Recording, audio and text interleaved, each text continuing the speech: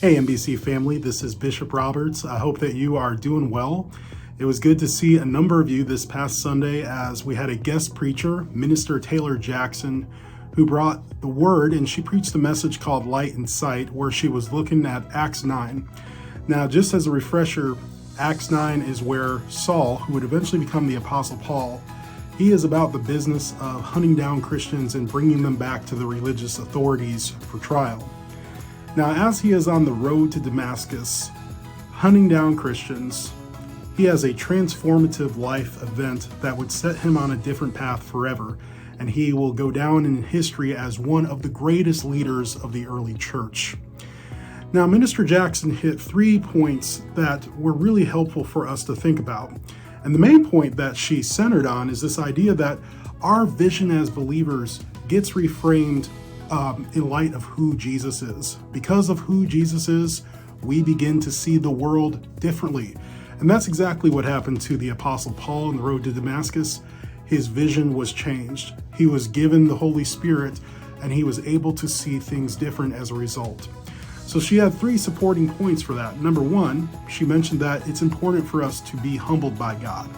So you might ask yourself, how exactly do I live a humbled life? Well, first of all, you can pray daily that God would give you the sight and the vision to see people as he sees them. You know, we live in a world where it's easy to pass judgment and to not really deal with people because of what we assume of them. However, I think something changes when we begin to ask God to help us see people as he sees people. The second thing that we can do is we can be held by God. Part of being the church means that we take Jesus' hand daily and we allow him to lead us through life. You know, the old saints used to sing a song that talked about holding on to God's unchanging hand in the midst of a world that is full of swift transitions.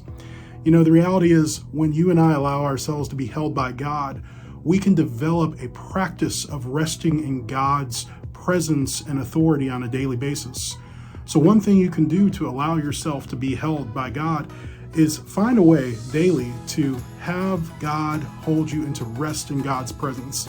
Perhaps that's you taking a walk through nature and taking in God's creation and resting in the fact that God made the world and the world is good because God made it.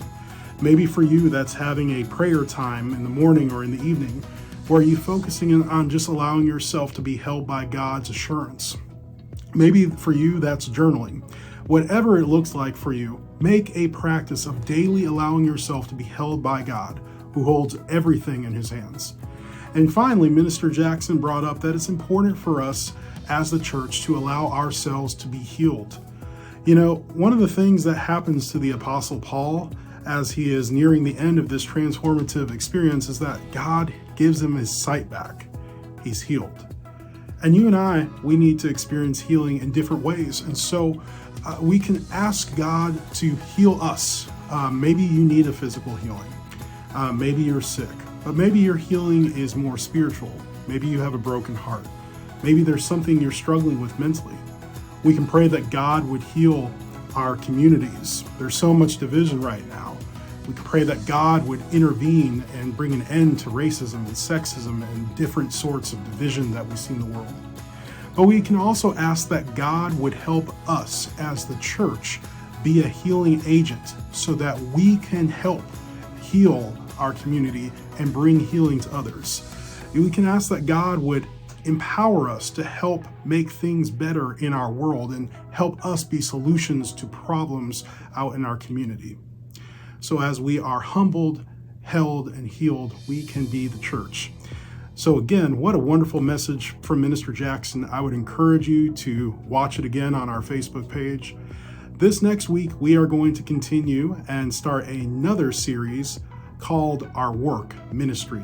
And we're going to be talking about what exactly it looks like for us as a church to do ministry in our community.